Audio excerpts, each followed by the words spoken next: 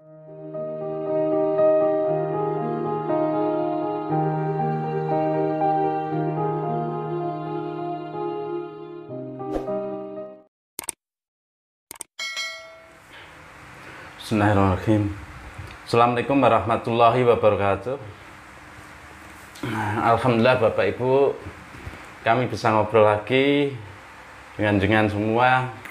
Alhamdulillah dikasih kesempatan untuk ngobrol tentang sufi tauhid ya. Ini cuma obrolan saja Bapak Ibu ya. Obrolan orang tua untuk mencari jalan kembali, jalan ke Allah. Nanti kalau ada beda pemahaman, beda penafsiran, kami mohon maaf ya. Ini hanya apa ya, hiburan untuk hanya obrolan saja untuk mencari jalan kembali. Kali ini saya pengen lanjutin cerita kemarin ya, cerita tentang tongkatnya Sunan Bonang. Tapi ini cerita beda, cerita dzikirnya Sunan Kalijogo. Yang kemarin Sunan Bonang punya tongkat yang maknanya adalah jiwa kita ya. Ternyata tongkat itu jiwa kita. Semua ahli spiritual biasanya pegang tongkat ya, pegang tongkat untuk menggambarkan bahwa tongkat itu diliputi cahaya gitu. Tongkatnya diliputi cahaya. Kita itu jiwa kita kayak tongkat itu full diliputi cahaya. Tapi kita lupa, kita sering terlupakan tentang cahaya ilahiyah ya. Cahaya ilahiyah. Yang kita obrolkan kali ini adalah zikirnya Sunan Kalijogo ya. Sebelum kita bicara zikirnya Sunan Kalijogo, riwayat bahwa sudah masyhur itu ya cerita tentang Sunan Kalijogo sama Sunan Bonang. Sunan Kalijogo ketemu Sunan Bonang itu makna yang tertinggi adalah di kali ya, di kali, di pinggir kali ya, di pinggir kali. Sunan Kalijogo sangat tertarik saat itu yang masih belum jadi wali ya. Sunan Kalijogo saat itu tertarik dengan tongkatnya Sunan Bonang. Sunan Kalijogo pikir itu mistisnya sangat tinggi sekali ya, mistisnya tentang tongkat ya, tongkatnya Sunan Bonang, sehingga pengen Sunan Kalijogo memiliki tongkat itu, pengen memiliki ya. Akhirnya apa yang terjadi? Yang terjadi adalah Sunan Bonang tancapkan tongkatnya untuk di pinggir kali, dan kasih tugas pada Sunan Kalijogo untuk nunggu tongkat itu ya, untuk menunggu tongkat ya. Itulah awal dzikirnya Sunan Kalijogo ya. Ini biasanya yang saya sering pakai ini ya, saya yang pakai cara dzikirnya ya, cara dzikirnya sebagai tongkatnya Sunan Bonang. Itu sangat mudah sekali sebenarnya kalau kita paham tentang tongkatnya Sunan Bonang ya, paham tentang makna tongkatnya Sunan Bonang. Itu para spiritualis ya, itu kemanapun biasanya yang dibawa bukan tasbih yang diputer-puter itu ya, yang dibawa sebenarnya tongkat ya, bukan tasbih. Tasbih itu untuk menghitung kita saja biar kita tidak lupa gitu, untuk berzikir.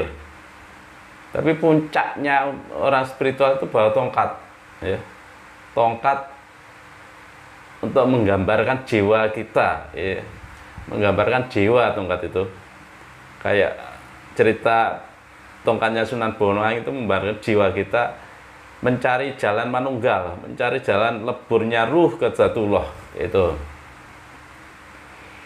Itu apa yang diajarkan dzikirnya Sunan Kalijogo ya, yang diajarkan Sunan Bonang ke Sunan Kalijogo. Pada saat itu Sunan Kalijogo belum tahu tentang apa itu manunggal, apa itu zikir ya, apa itu pelajaran-pelajaran spiritual ya, yang saat itu Sunan Kalijogo masih ceritanya masih apa ya, masih belum kenal tentang ajaran-ajaran ketuhanan ya. Yang tahu Sunan Kalijogo itu tongkatnya Sunan Bonang mistisnya sangat tinggi, itu saja ya.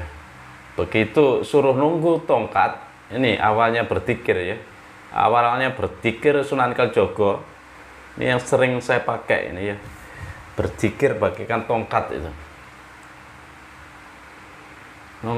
Kita malah full diajari spiritual ya, pengalaman spiritual, pengalaman apa itu manunggal, apa itu ruh, jasad, jiwa, zatullah ya. Tapi kenapa kok sulit gitu ya untuk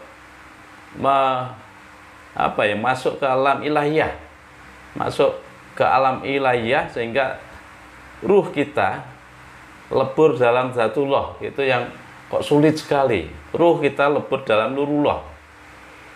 Ini kenapa sangat sulit ya? Padahal Raden Said saat itu ya, nama kecilnya Sunan Bonang, Sunan Kalijogo, Raden Said itu belum diajari apapun, belum tahu spiritual apapun, itu malah lebih cepat itu.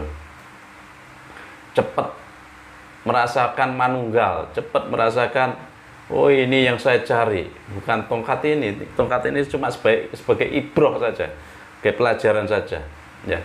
Ini apa ya, bisa dipraktekkan nanti ya, bisa dipraktekkan zikirnya Sunan Kalijogo ya. Ini sering saya pakai. Yang saya berpikir ya modelnya kayak modelnya tongkatnya Sunan Bonang itu ya. Yang ini nanti kalau ada salah penafsiran, kalau beda penafsiran kami mohon maaf ya, karena ini adalah cara kami untuk memandang ya, cara kami untuk memandang dengan mata basiroh kami, cara kami untuk memandang dengan mata batin kami. Ternyata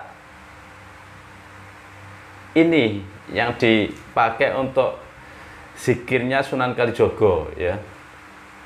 Kami tidak pernah melihat apa ya, literatur buku yang mengungkap zikirnya Sunan Kalijogo ya. Ini pelajaran 500 tahun yang lalu, ini belum pernah terungkap ya. Ini bagai pelajarannya berada di Gua Klothok itu ya. 1000 tahun yang lalu Gua Klothok itu sebenarnya buku atau kitab spiritual yang diukir di goa, gitu saja. Kitab spiritual yang diukir di goa itu baru terungkap, saya promotkan, saya sebagai apa ya, tidak bosan sebagai salesnya itu sebagai adalah buku spiritual yang dibikin relief di goa atau lubang-lubang goa yang dibikin relief, itu sebuah perjalanan spiritual. Ini juga begitu ya. Tongkatnya Sunan Bonang itu sebenarnya ajaran kita untuk lebur ruh kita itu zatullah ya, lebur. Terus ini 500 tahun yang lalu ya, Sunan Bonang itu 500 tahun yang lalu ajarannya belum diungkap ini ya.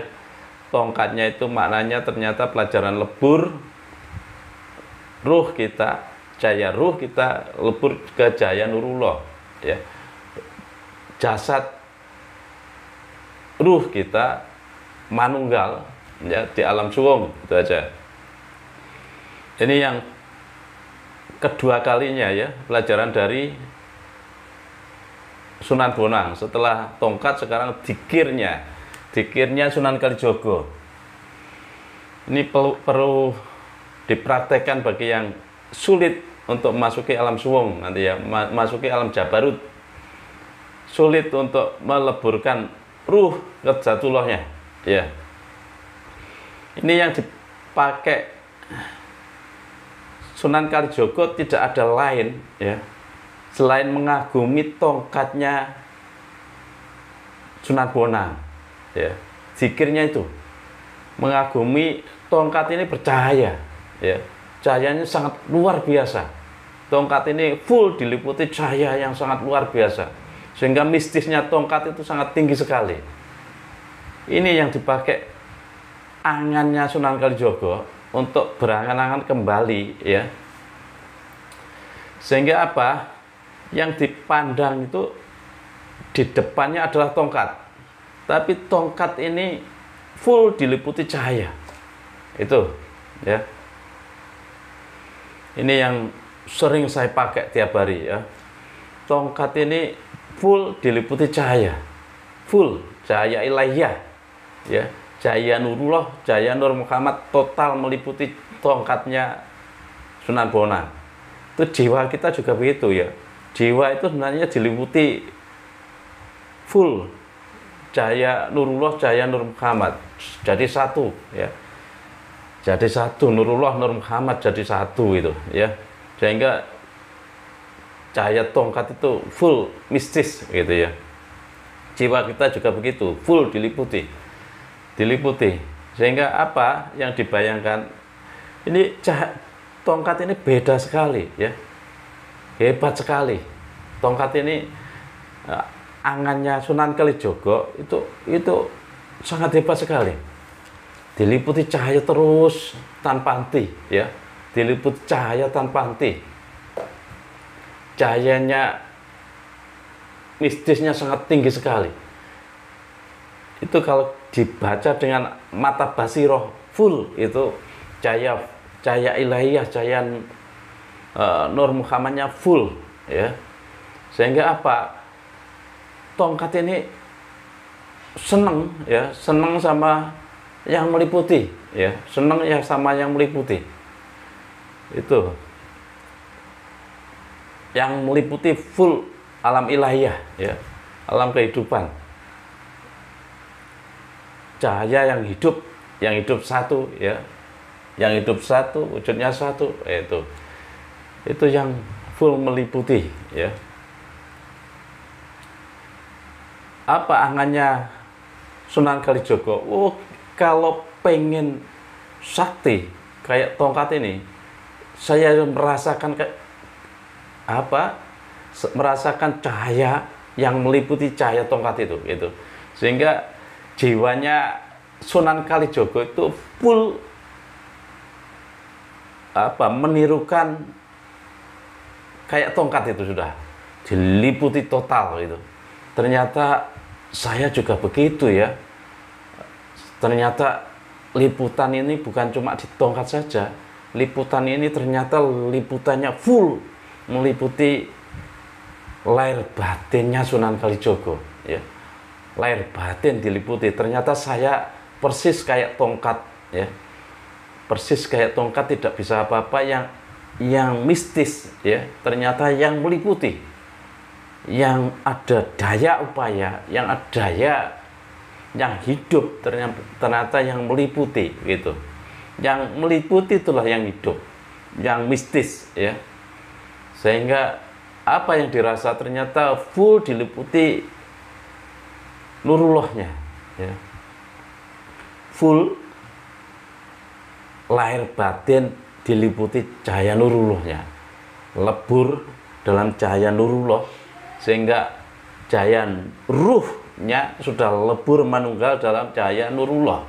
Itu ya, itu zikirnya Sunan Kalijogo, itu zikirnya cahaya ya, cahaya yang meliputi, dirasakan benar ya. Cahaya yang meliputi, yang hidup, yang satu, itu yang dirasakan. Seneng yang meliputi ya, seneng sama yang meliputi. Ini zikirnya Sunan Kalijogo kalau kita pandang dengan mata basiroh kita ya, kita pandang dengan cahaya mata batin kita ya. Itu cara pandang kami ya. Nanti kalau beda pemahaman kami mohon maaf ya, karena untuk memahami yang satu itu ternyata beda-beda, walaupun yang satu sama, yang satu tidak beda, tapi yang memahami yang beda-beda. Itu nanti apa artinya, maknanya apa ya, ibrohnya zikirnya Sunan Kalijogo ya. Ternyata yang belum dapat ilmu spiritual ternyata lebih cepat untuk kembali ya. Karena apa? Yang dirasakan yang meliputi saja, yang dirasakan yang cahaya ilahiyah yang meliputi itu. Tapi kenapa kita banyak pelajaran spiritual tapi kok malah sulit ya? Ternyata kadang-kadang ilmu kita itu malah menghijab kita ya. Ilmu kita menghijab kita. Udah lepas semua ilmu ya. Lepas angen-angen, kalau sudah masuk itu cuma masuk alam rasa ya. Alam suwung itu alam rasa. Alam rasa ya. Alam suwung, alam jabarut itu alam rasa. Kalau masih di angan-angan itu alamnya orang-orang yang di alam dua itu, angan-angan itu alam dua. Ya, apa ya? Dirasakan saja, dirasakan manunggalnya cahaya lebur, cahaya ruh kita lebur dalam cahaya nurullah, ya. Cahaya jagat alit kita lebur dalam cahaya jagat ageng, ya. Itu saja yang dirasakan, nggak usah diangan-angan, ya. Dirasakan seneng sama cahaya yang meliputi. Seneng, kalau diam tuh segalanya diam, semuanya diem ya, semuanya angannya diem ya, angan-angannya diem, pikirannya diem, dirasakan saja rasa senengnya sama cahaya yang meliputi. Nanti biar cepat merasakan yang meliputi ya, yang meliputi caranya satu ya. Itulah rahasianya dzikirnya Sunan Kalijogo yang 500 tahun lalu belum terungkap ya, sehingga ternyata ini sebenarnya pelajaran yang sangat mudah untuk manunggal ya, untuk leburnya cahaya apa ya, cahaya ruh kita yang hanya setitik air di dalam samudra ya, setitik cahaya air dalam cahaya samudra. Tenggelamkan cahaya ruh kita dalam cahaya samudra ya. Jangan mengambang ya, jangan mengambang, kita tenggelam dalam cahaya samudra. Ruh kita tenggelam dalam cahaya ilahiyah, cahaya nurullah ya. Itu kita rasakan benar, ternyata kita tenggelam ya, tenggelam dalam cahaya nurullah. Itu ya dzikirnya Sunan Kalijogo. Itu cara pandang kami memandang dzikirnya Sunan Kalijogo dengan cara pandang cahaya mata batin kami ya. Sehingga tidak pernah ada buku-buku yang mengungkap ini, nggak pernah ada ya. Buku yang mengungkap tongkatnya Sunan Bonang lebur dalam cahaya nurullah juga belum terungkap ya. Ini sebenarnya tongkatnya Sunan Bonang, tongkatnya wali itu menggambarkan jiwa kita tenggelam dalam cahaya nurullah. Itu saja, gampang ya. Ternyata semuanya tenggelam dalam cahaya nurullah. Rasakan saja, nggak usah diangan-angan. Dirasakan kita tenggelam dan seneng sama yang menenggelamkan, seneng sama Allahnya, seneng sama cahaya nurullahnya.